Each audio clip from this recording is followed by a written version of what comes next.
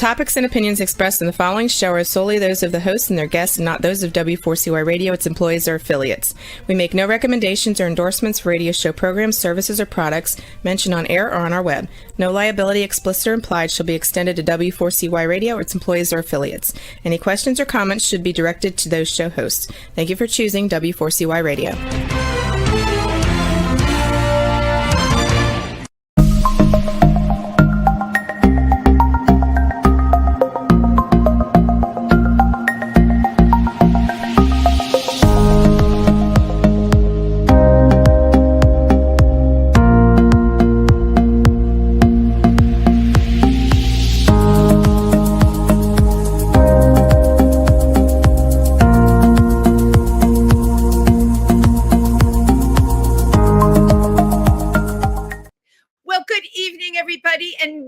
To Triversity Talk. I am your hostess with the mostest this evening, or your host with the most, however you want to take it. Wendy Stewart, and happy to be here with you on this blustery, I am broadcasting from New York, this blustery night in New York City. I am no fan of the cold. You've all heard me complain and moan about it, and now we're coming into winter season, but I'm also an optimist, so I always try and find the bright and fabulous things that I can share with you. So if you're listening to us in the tri-state area and you know about Triversity in Milford, Pennsylvania, I want to use this opportunity to let you all know that we are having a fabulous holiday party on December 5th. And you can find out more about it on our Facebook page, Triversity, the Pride Center, or go to our website. But it's from 4 to 7. It's on December 5th. That's a Sunday. And it's at Ma and Papa Joe's. I hope I gave you the right date. But I get so many dates confused in my head because, as many of you well know, I got a lot going on. So it's that Sunday, that first Sunday in December. And if you're listening, our Transgender Day of Remembrance at Triversity, of course, is on November 20th. And we have more information about that, what time it starts. We will have speakers, and it's a really wonderful ceremony in that it's important to remember, and it's important to say the names of the people who are no longer with us that were transgender. So if you can stop by, please, or if not, wherever you are, please give a moment of silence, say a name of someone that you know. Thank you. If you're in New York City, Friday night at Pangea is Girl Shock, Maria Connor's new musical, named after the book by the same name. Girl Shock, How I Dressed as a Girl on Halloween and Lived Happily Ever After. I know I just messed up the title of the book, but the musical is called Girl Shock, and Maria will be using selected songs from there to entertain you with on Friday night at Pangea. Her show starts at 9:30, and again, to me, it's perfect because it's a day after Transgender Day of Remembrance, right? So enough with the announcements. I have a lot of very cool things happen in my life because I am an open book with no filter. And many of the guests you've noticed lately, they're just from all over, and they're finding their way to this show, and that makes me really happy. And somebody reached out to me a bunch of weeks ago, and I can tell a lot, believe it or not, I'm not crazy, by the tone of someone's email. I can tell a lot if someone reaches out to me on the phone, and I just got amazing vibes from this person.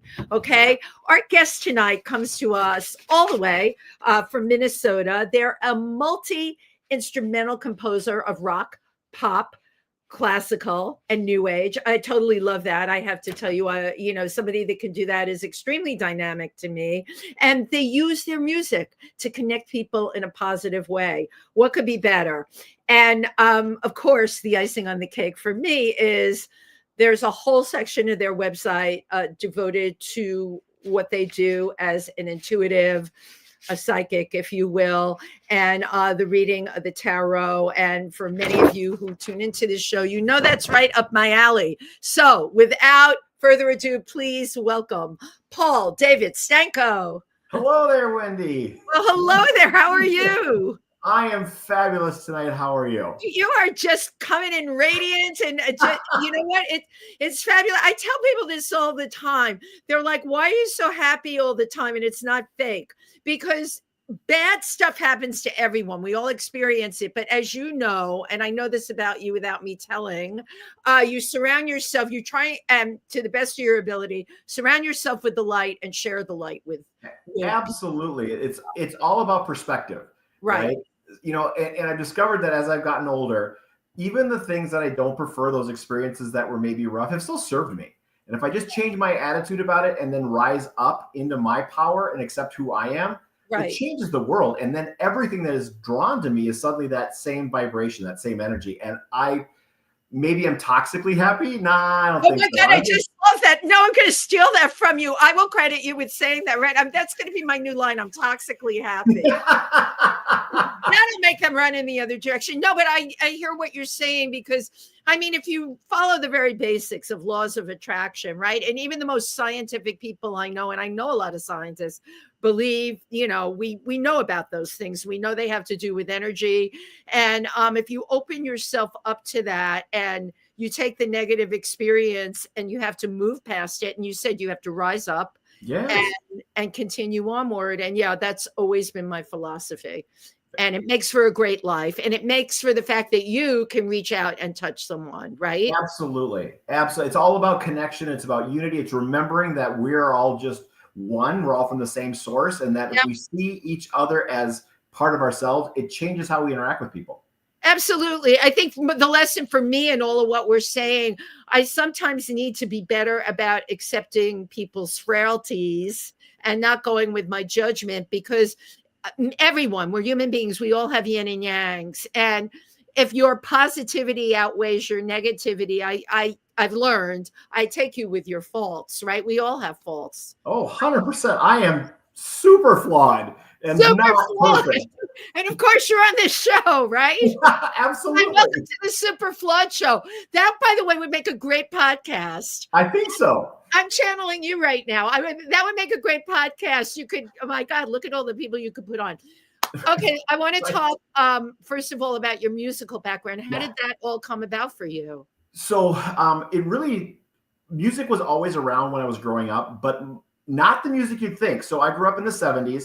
My dad was really into swing music. Glenn Miller, Benny Goodman were always on in his workshop. My mom was sort of into the soft rock, Carpenters, Captain and Tennille, Simon and Garfunkel vibe, but music was always around. So getting through that process of just being present with it was pretty cool. My grandmother was a phenomenal organist. She could play by ear. Wow. And she and her husband, my grandpa, ran an organ club. So many Sunday afternoons, my sister and I were drugged to this collection where they played all kinds of old-time classic music. They loved it. And so I was always surrounded by that. Played in band, sang in choirs in high school, was in theater, was on speech team. When it came to college, I needed to decide on a major. And the only thing I could really think about was music. And I got to college and realized I knew nothing. So if you've ever seen Whiplash, I love that film. That was my college experience with my jazz professor, who I am incredibly thankful for. He took this little suburban boy with zero rhythm or idea of how to play a drum set, and it was instrumental in forming me how I am. Get out. You started with drums then? So I played drums in high school, like marching band, but that was rudimentary drums. I had no clue how to play a drum set. My limbs wouldn't work, but here I am at college with a music major, right? And I learned fairly quickly. I credit him, Dr. Paul Smoker, who was a phenomenal avant-garde jazz trumpet player, with really opening me up to music that I had never even knew existed. Noise music, 20th century classical music, still all the while being in the swing choir at college. And this is like Glee before Glee. Right? I love it. The Glee before Glee. And your college was where? It was Coe College in Cedar Rapids, Iowa. And so you were still in what we call the heartland of America. For sure. Look at how you were getting exposed. This is great. Well, what I loved most about it is that college experience allowed me to discover myself. And at the whole time I was discovering who I was, not only just musically, but also that I may not be the straight boy that I thought I was. And So that was a college was pivotal for you up pivotal. until that point. It didn't occur to you that you might be gay. Couldn't be gay. Wasn't an option. I was raised in a very traditional suburban middle-class home. My dad was a draftsman for a airplane company, and so it was very military, very by the rules, and so it never even occurred to me. Yeah. Wow. Except then suddenly I was kissing someone, and it was like, that's different. Right. That's different, but it feels right. Oh, it knew it was right. Yeah, that's different, but it feels so right. Wow. And at the time, this is the 80s, and it was really hard to be gay. It wasn't the same as it is now. Not that it's super easy now, but it was very closeted, and I couldn't be. Right. I struggled. And look at where you were, the part of the country. And in the 80s, that was, as you know, the onset of the AIDS crisis. Mm-hmm. Right. So, right when I was in college, that was coming out, and we didn't know what was safe, what wasn't safe. How do you be? And yeah, like how I had to ask you that because I was knee deep in the crisis because I got years on you, and I was losing friends left and right. And I did think about the kids coming along. Like, were you scared? How did it affect you? Or did a lot of people say, "Oh, it's that older groups of people are getting it"? So I love the question. It was more not so much that it's the older people's, because this was right in the middle of it, but it was where we were located. It wasn't a reality until after college, when people that I knew became HIV positive. Right. But back in Cedar Rapids, it was a somewhat insular community, and so it wasn't maybe as safe as we should have been. And it wasn't necessarily as scary. It was known, and we talked about it, but it wasn't something that haunted us because we didn't have people dying like everywhere else. It wasn't like in New York and LA where people were dropping all over the place. Exactly. It took a while to get that close to the Midwest. Yeah. Wow. So you had a lot of real coming of age in college. That was your first kiss. Yeah. Yeah. And that's where I met my soulmate. And I didn't realize that. That's great because you're celebrating your anniversary. Well, so, okay. Was it a different soulmate? So my soulmate, I met actually in college. My freshman year, I was sitting on the far side of a room in this class that was required. And I remember him walking in the door. And this ties into the intuitive story. It's the whole reason I'm doing what I did is because of him. The first time in my life I can imagine a voice, not my own, going rushing through my head. He walked into class and I heard, "I know you." And I'm like, I don't know who this guy is. Right. And I didn't meet him for a few more months, but we did move in and became roommates and best friends, and then became boyfriends. Wow. But neither one of us could be gay. We were both going through that struggle. After college, I moved to the Twin Cities, and he moved actually to New York City to be a daytime TV star. Right. And that didn't last very long. Can you say who it is? I probably knew him. Well, so his name was David Meyer. He didn't actually last long there. I think I know the name though, because we were probably doing the same thing, like the soaps and that kind of thing at the same time. Exactly what he wanted to do, right? And eventually he moved back to the Twin Cities. And one day in 1991, we were walking around this lake here, and he was engaged to a woman at the time, and I was in a destructive relationship with a guy. And we talked about running away together and starting it over, and it was just one of those soul deep conversations. That fall, unfortunately, however, he was killed in a car accident coming back to the Twin Cities on Thanksgiving. Wow. Yeah. Taken, like, that's heavy, 25 years old, blew my mind. My head literally exploded. How did you, I don't know, and you were so young to have experienced that kind of trauma. Absolutely. And I didn't know what to do with it. I was working as a food service manager, and I remember after the funeral, I was in this kitchen making egg salad, thinking, you're off there exploring the universe, and I am here making egg salad. What's wrong with this picture? Right. And that really began my quest to understand this thing called life and God and death and all that kind of stuff. It's why I read cards today. That was the transformative moment of my life. And that oftentimes soulmates come into our lives, not necessarily as love. They can. Those are more twin flames. But a soulmate is a catalyst for change for us. Totally. The minute you started saying it, I knew he was sent to you. Oh. And he was supposed to start this. But But as you know, because you connect with him in the universe, he's still very much with you. They're just not, we can't physically sit with them and have a conversation.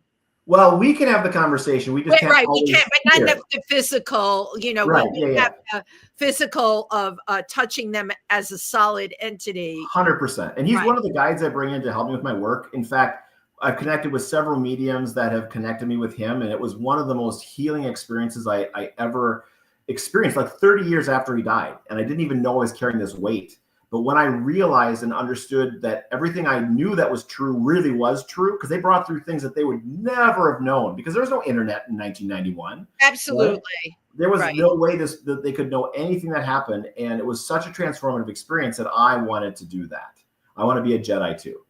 And so that's what began my quest to understand and read tarot and really tapping into my intuition. And David is one of the people I bring in to do my readings with, one of my team, if you will. Yeah. So you're channeling him now. 100%. 100%. So that is very interesting to me. Something, of course, I know a lot of, because I do that myself. My husband left us 2 years ago, but I think a lot of people were shocked still at not my recovery. The morning he passed, I celebrated him at Julius, the oldest gay bar in New York, that night.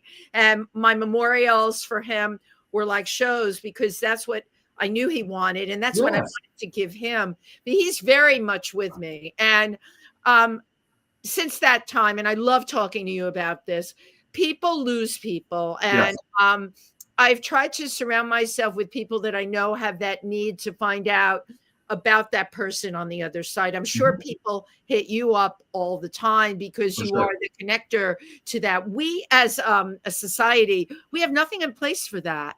It's like, and there's people, I have a wonderful friend, Daniel, if you're watching now, don't hate me for this. He lived with me for a couple of months when he was in between apartments. He thinks I'm like really woo-woo. I love it. Right. And I love him to death. But a lot of the people that I connect with and surround myself with, they have to get the very thing that we're talking about. That David is still with you, and he is pushing your work, what you're supposed to be doing forward for you. Yeah. In fact, I connected with the medium in February, and he comes through almost every single reading, no matter who. And this was a new medium I hadn't connected with. And she's like, yeah, he's taking credit for a song you did. So I ended up recording a song with Dr. Fink of Prince and the Revolution. And I was a huge Prince fan in the. Oh my God, that's so cool. Yeah, I'd like 1 degree of separation from Prince for many, many people. But he took credit for this song I did called Superhuman, which was a dream come true. It was my very first foray into the Prince camp. And it was a phenomenal experience. And he's taking credit for it because he knew I was a huge Prince fan. So that's pretty cool. Right. And he probably, though, let's talk about the ability to channel and how it affects our creativity. When I'm on a roll with writing, I write political parodies and I write funny things. And when I'm on a roll with that, I know there's a few people I channel. I know it's one of them, like making those thoughts clearly come through my head. 100%. Right, because often I call it the static, right? The static of life gets in there. And I'm sure as a person that's a musician and a composer, if you have static in your head, you can't write. Right. It just gets in the way. So it's helpful to have those outside people to help us. Absolutely. What's really interesting is like not every thought we think is ours. The universe won't tell us what to do with our lives. Our guides, angels, and ancestors don't dictate because we've got free will. That's an important thing. We can never give up free will. But they inspire us. They guide us. They give us that feeling, that impression, that pull is what I call it. And that's what we navigate as we create, as we write, as we walk through life. When we listen to our intuition, our instincts, and we all have it. Every single person has it. You're absolutely right. When we listen to it, we choose to listen to it, that's when our lives change. That's the pathway that will give us the direction that we're going to go, the kismet, the serendipities, all of that. The serendipity experiences that we have. But, it took me a very long time, even though I've had the ability from a kid, I would listen to things people told me. And even if they felt wrong, I would go along with it. And then, of course, it would blow up in my face. I only got wise to this, I want to say like 12, 13 years ago, where my mother raised me. She would say, Wendy, the whole world can't be wrong and you're right. That is a very bad thing for an intuitive kid because you would doubt what your intuition was telling you. But it turned out at the end of the day, they were wrong. Right. 100%. Right. And when we listen to what we call, a lot of people call it the gut feeling. When we listen to the gut feeling, it always turns out great. I go so far as, and I think I told you this, I can voice read on the phone. If I have to call a client or someone calls me in regards to something business-wise, I believe it or not, I can tell from the tone in their voice on the phone. I've never seen the person. I can tell if they're real or if they're Memorex. I can tell if we are going to have a positive outcome or a negative outcome. And that's without meeting that person ever. 100%. That's using the energy. That's reading the energy. Reading the energy. Exactly. Yeah. Wow. Absolutely. So some of the things people that have come to you with, because people will go to people like you, are there things that have just like rocked your world that they've said? How do you clear that from your internal brain waves? So it's such a great question. You know, she's a regular client right now. And she came up, and the very first time I met her, she had found her husband that had shot himself in the garage. And it's interesting is we've shared this story. She's one of our regular clients, and she's like, the first time you met me, I came up and my question was, are my kids going to be okay? And you said, yeah, they're fine, but sit down. There's so much here, right? And we worked through a process of letting go of anger and all kinds of stuff. It was a fascinating study. She did a phenomenal work. That's one of the weird things. I get that all the way to the cat has disappeared. We see my mom saw some fur out by the neighbor's garage that was the same color. So we took down the signs to find the cat. And I'm like, no, the cat's coming back. And I still have the voicemail on my phone. Cat came back 3 days later, right? They're like, he's dead. I'm like, no, he's not dead. Cat's coming back. Just hang on a minute. So you get all these extremes, quite a few suicides, quite a few. I had one, probably the most bizarre was a woman and her sister came, and I was doing an event, and one sat down and I didn't notice, but she had bandages on her hand, and she was telling me about her son, her son-in-law that came and like had beat her or something. And then I was not allowed to see too much past that, but I helped her. And then the person that sat down next, I was blocked from hearing, was actually the mother of the kid that had done the abusing. And I didn't even know that. I was not allowed to see that. And that person blocked you. Yeah. Well, my spirit guides blocked me because the spirit guides block you because I would have put my judgment on it. I would have put my spin on it had I not just actually been channeling just what spirit wanted to say versus my ego. And that's one of the things as a professional reader, I try very much to what I call sit on the side. So what I'm bringing through is really as pure as it can be. Everything comes through a filter. When you see any medium or psychic, understand that their spirit can only use what's in their repertoire, their language, their verbiage, right?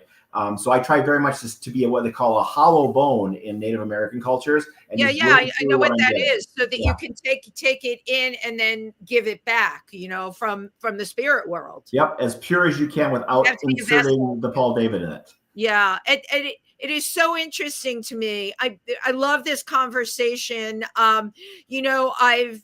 I've met many a medium. There's a couple in New York that are the real deal, right? And Thomas John, do you know Thomas John? I know who that is. No. Jeffrey one Wands. Of my guys. I'm sure you know who Jeffrey Wands is. Yep. Jeffrey he was doing a pilot, and we had a loft on 20th Street, and he walked into our space, and he walked in. It was a big space. My husband had been a photographer, and he stops in his tracks, and he looks at my husband. He said, the guy was murdered over a gambling debt in the bathroom. And he walked into our bathroom, and that is true as the day is long. Absolutely. He got that hit immediately, right? And we were rolling cameras. Then we sat down at the table, and he looked at me and he said, your mother wants everyone to know that she was the 5th runner-up in the Miss America pageant, 1935, because the girl who won was sleeping with the judge. This was a family thing I grew up with. I grew up with that. You know, my mother was Miss Connecticut, and she was 5th runner-up in the Miss America pageant. I tell you this story because there's no way he could have known that. Right. I remember sharing this with my brother-in-law, and he was like, maybe he's a mind reader or he researched your family. I'm like, no, this stuff is absolutely real. And I don't, you know what kills me, Paul?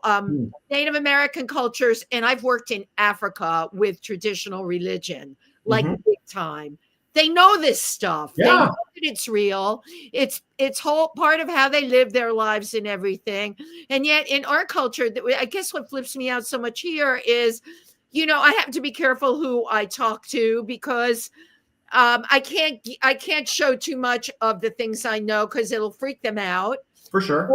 Or they'll be a non-believer, or they'll want to run as quickly as they can into the night to get away from me. It's hard. It's, you know, my daughter has it as well. Sure. I say, Kyle, it's a gift, but it's also, you can't go running around town sharing this with people all the time because they're going to call you a wacko or a this or a that.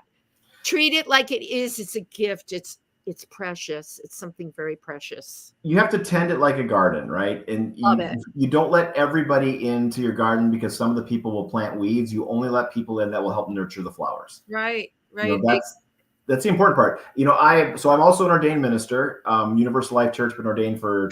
I read that too. Yeah. You know, and so I've worked in mainstream churches my whole career. And so but I am the person that's the catalyst. I'm the one that helps change people's minds. So when I preach, when I talk about things, it's about incorporating the woo-woo into the traditional, because I think that we need to break down those barriers because there's healing there for everybody. You know what? I am right there with you. And now, you know, the cliche, what the world needs now is love, sweet love. That's the only thing. There's just too little love. We really, as people, you and I, and the people that we touch and the people that we know that can do this, it really is up to us to try and use it to bring people together however we can. Absolutely. Yeah. And in my channeling, so I'm also a channel. Yes. And what's been coming through lately is it's all about the unity. And it is truly heart to heart, soul to soul. It's not something that can be shouted from a stage or a pulpit, as the case may be. But it is that one-on-one as we connect with people and share our truths. People are looking for this. You know, people need to be healed when they've lost someone. That healing that I felt, you know, 10 years ago now, is something that is a gift. If people could understand that their loved ones are just a different frequency now. They're still with you. They're still watching. They're still involved in our lives, just not physical, as you said. Listen, you know, the joke about Wendy and Alan, we were married 38 years. He was a well-known photographer and an artist, and I was the wind beneath his wings. He was brilliant, but I made this stuff happen, and I worked tirelessly for him, even when everything he was touching started to blow up, because it had to do with him. And you know what? People are not perfect, as we said for sure at the very beginning. So I held him up and continued to promote him. We were traveling to places like Africa to make these films for non-for-profits that we got no money for. It didn't matter. I felt it was a calling, and I used frequent flyer miles to do it. And whatever money I had from any of my gigs, I could use it. We stayed cheaply. I tell you this story because I created I call it a fake world, but it was a real world for him, right? Sure, absolutely. He worked tirelessly so that he felt like he had some worth, because he had lost everything that he believed in. He was still painting, still an amazing artist. Do you know, he's on the other side now. I'm sitting here editing every morning slides from his from the late 60s, late 70s, because I do want to get a show together for him. I pick up his artwork wherever I go. I've got his artwork placed at a wonderful place that I broadcast from, Pangea on the Lower East Side. Amazing cabaret and restaurant. And there's every person I meet, I kid you not, I will mention him. And I realize I'm still working for Alan. And my daughter, she said, get that up. I'm like, no. And I'm like, it's really hard now because I don't have him there, I don't know, to point to or whatever. I just know I'm getting these messages, and I do talk to him. He knows. And right now, I'm sure he's listening. Oh, he is, I'm sure. I can, and I'm putting it out there. I want someone to offer a gallery show for his work. He deserves it.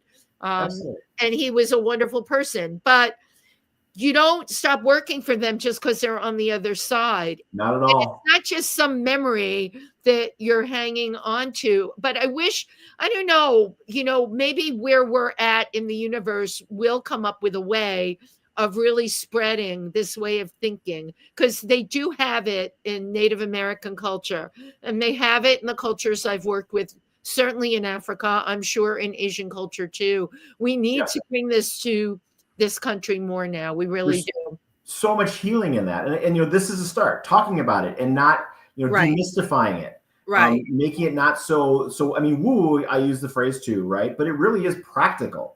And if you study it, there's actually a couple of documentaries out there that take these gifts and take them to the laboratory and test them out and prove that there's more going on here than we understand. Right. Absolutely. Now, how much with you? So I'm brought in my dreams, and God, and people know this about me. I go frequently to where people that have passed on that were close to me in my dreams. And it looks very much like New York City, but it's not. It's different. Sure. And they're there and they give me messages, and it's a dream state, but Paul, it's not a dream. What is your opinion on that? Well, absolutely. It's just a different frequency. So think of it like a radio station, right? Or even a television station. You're just tuning in. All the stations are playing all the time, but when your tuner is set to a certain station, the station changes and you see just Wheel of Fortune or just the news or whatever it might be. Yeah. You're just changing your frequency at that point to tune into that particular version of what you've constructed as a way to communicate. For me, it's a garden, right? I see them in a garden setting with a fountain. That's my other world, if you will. But it's just changing in frequency. It's simply a shift. Right. Yeah. But I feel that it really is happening. Oh, it is. Like I wake up and I remember things that were said there, and it's way different than a dream. And it's hard for me to articulate what I'm trying to do, but I think you're getting it. I am at a different frequency at that point. Or as Stephen Hawking used to say, a parallel universe. Yeah. I mean, it's all semantics, potato. And really, those are called visitation dreams when they're that vivid and you remember things coming back. So I didn't know there was a name for them. So it's a visitation dream. And they're frequent when things come through. In fact, this week, my visitation dreams have been, I lost a dog about 2 years ago. Just one of the dogs I connected with like I've never connected, little London. And she came through. She's come through twice this week just to say hi. I mean, we still talk about her all the time.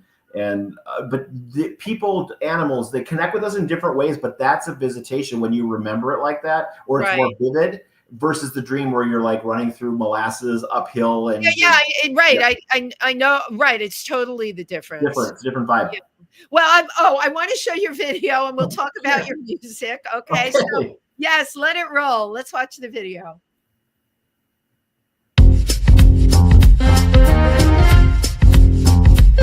When I was young, I was taught that I should care. Well, it certainly is true. They forgot to add on the really care about things that ignite the spark in you. Things that make you happy. Things that drive you wild. Instead, I find I'm caring about all the bullshit in my life. Gotta rewind myself. Gotta get my mind back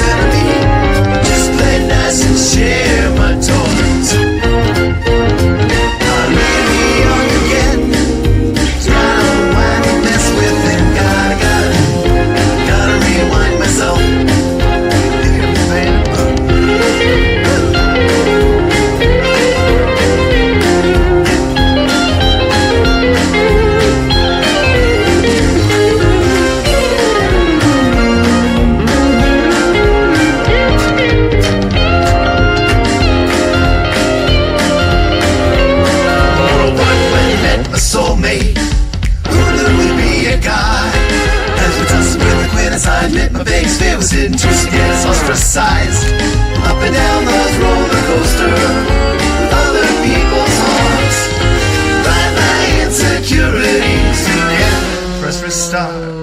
Now I gotta rewind myself, gotta get my mind back to the way it used to be who I was before I dulled my shine, to be the change I wanna see, to not judge different as enemy, just play nice and share my tones. Gotta leave me young again, just gotta unwind and mess with him, gotta rewind myself.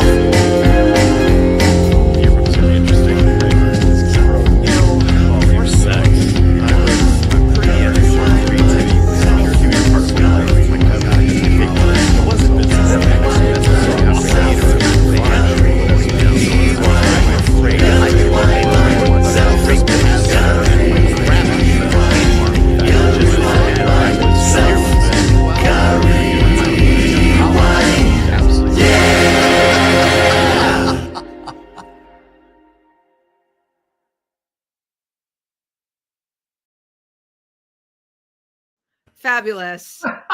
Just, you know what's so great about it? Why I grabbed it immediately. What? We talk about people's backgrounds on the show, who they were, how they grew up, blah, blah, blah. You just, all you got to do is play that and watch it. And Right. who you are is absolutely all there. It's everything you tell me. It's really a great piece. So it's very up, which I love, you know. Why did you call it Gotta Rewind Myself? So, you know, thinking about life and helping people, even with tarot or even myself, realizing that it's my responsibility now that I'm an adult to figure out what things serve me and what things don't serve me. And that for each of us to do that inner work, that self-assessment, requires us to go inside and play the tapes that we've been taught. Well, yeah, You know, that is such a metaphor, right? That's 100%. what I thought. I mean, it's that first line. When I was young, I was taught that I should care. That certainly is true. But they forgot to add only really care about things that ignite the spark in you, things that make you happy, things that drive you wild, right? Instead, you find that you're caring about the things that you shouldn't care about in your life, right? Exactly. All the BS, you know, our belief systems, right? Right. That's Suzanne Gieseman's word for it. I love that whole BS idea of our belief systems are the stuff that's keeping us trapped. When we let go of that, when we truly authentically become who we are, we're free. That all gets loosed. And I thought that was an important message for people to understand that it's your responsibility to go through and be who you're called to be. You must rewind the tapes, unwind them from your psyche. Yeah. And that's what the impetus of the song. But that's hard, okay? I didn't say it was easy. You know, I love that you did it. You had to go through old footage, prints to do that. It's hard. I wrote a book called She's the Last Model Standing. The way I wrote it was I have 275 photo albums. Wow. That's how I put the book together. And I had an editor who worked with me on the phone every morning. And all those memories were prompted from looking at the pictures. But in many ways, it was very draining, Paul, because it made me revisit those.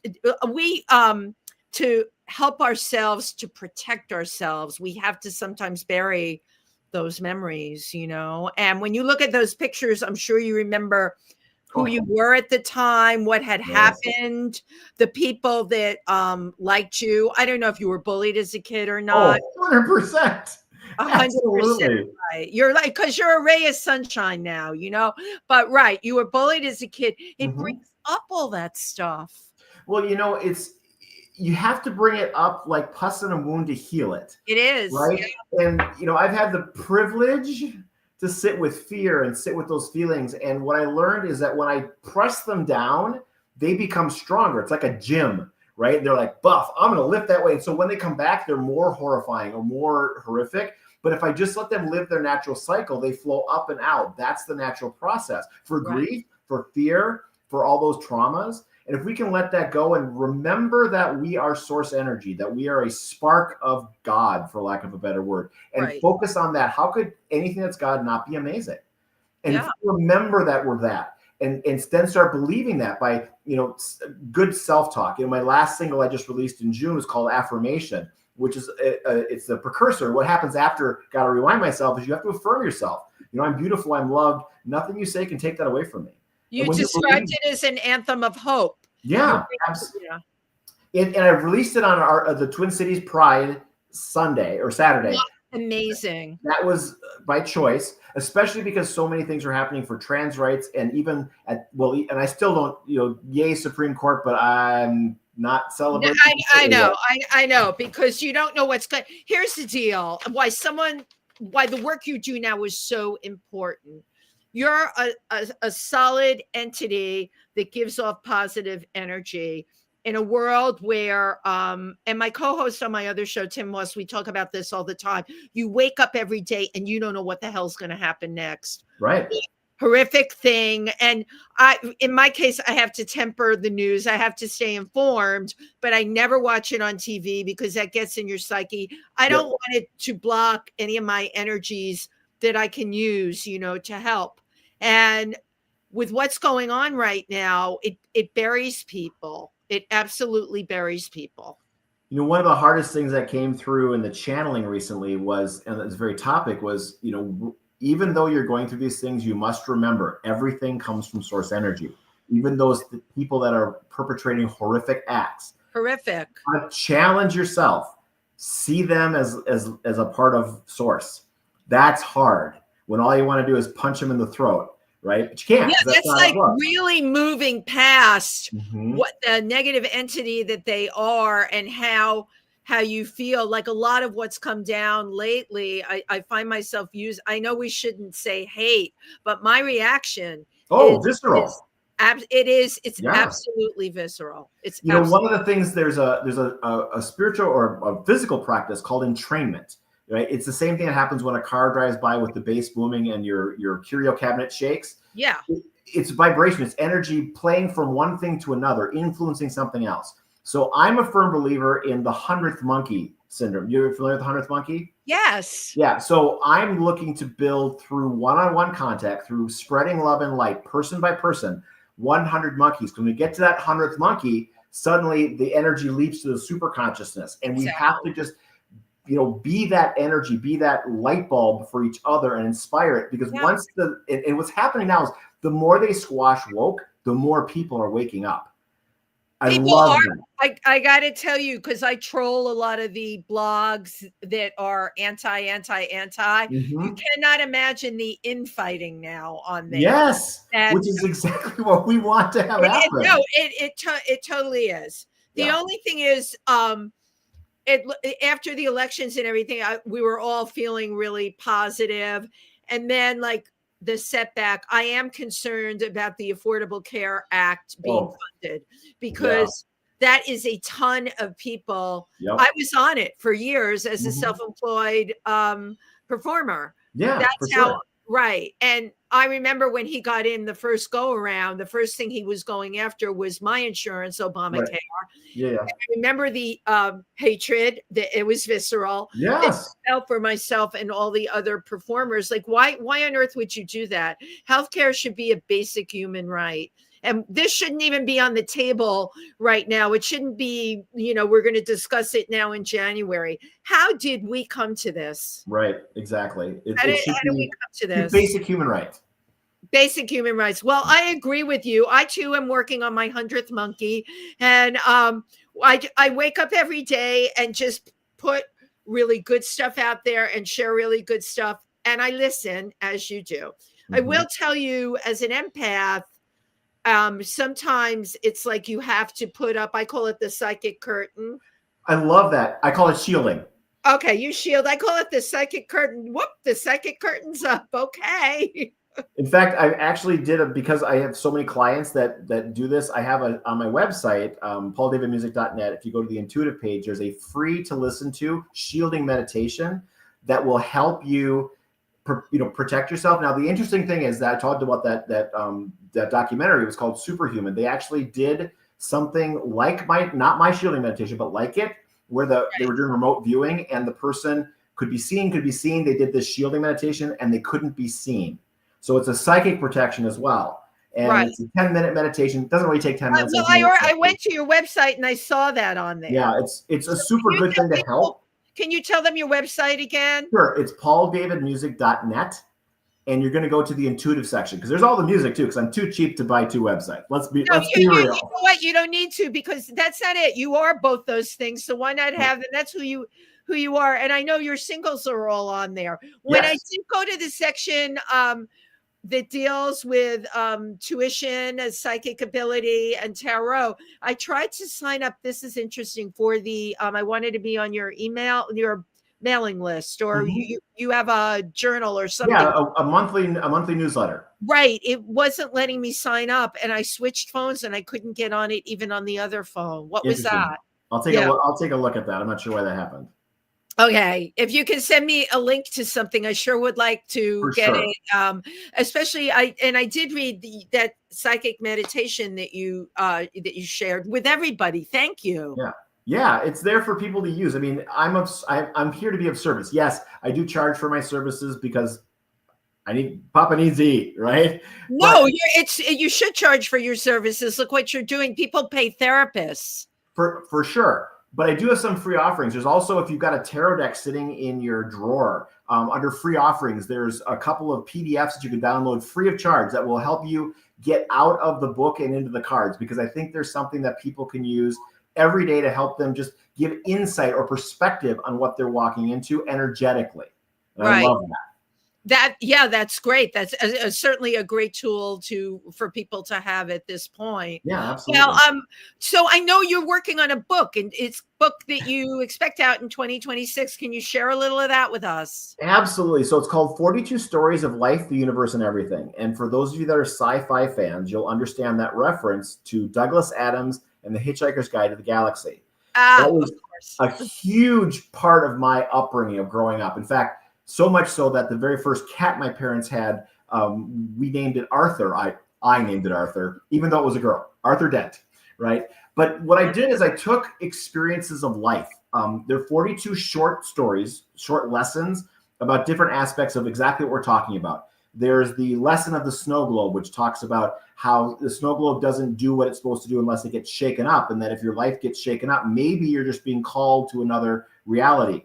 There's the Schrodinger's relationship, which, if you know Schrodinger's experiment, is the cat alive, is the cat dead? You don't know until you open the box. How many relationships are we in where we don't ask the questions, we don't have the conversations, so we don't know if the relationship is alive or dead because we're scared of it?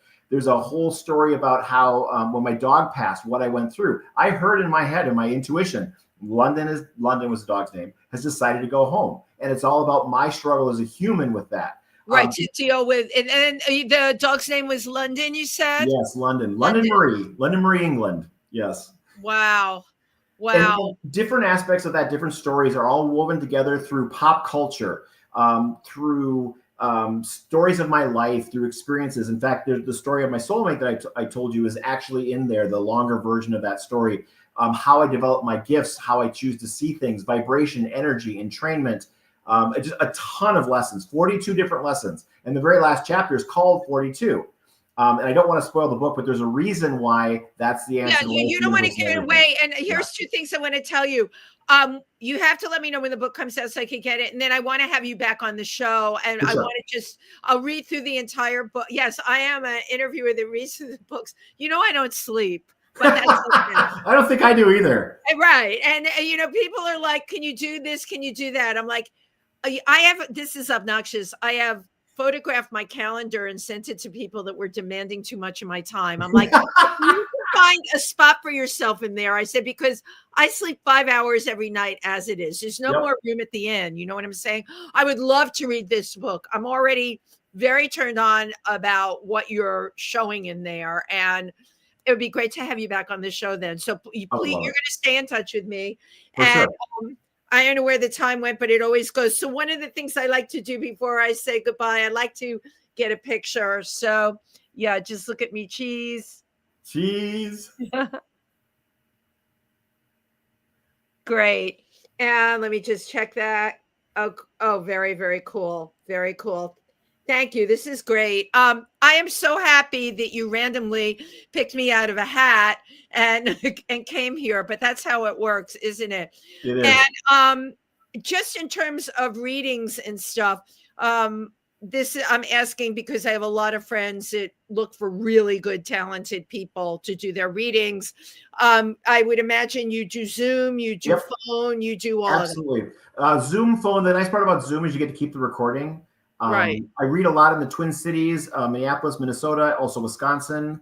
I'm going to branch out into Iowa and North Dakota this year. But you can always catch me via Zoom. All of those links and pricing are on my website. Again, pauldavidmusic.net. Reach out to me at any time with intuitivepd@gmail.com, right there in my title.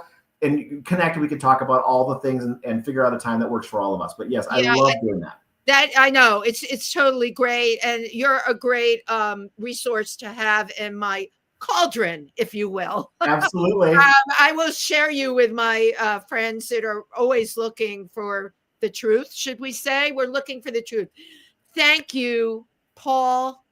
I can't thank you enough. And you take care of yourself. And thank you to everyone who tuned in today. We'll be back next week. Bye-bye. Thanks, everybody. Bye. Thanks, Wendy.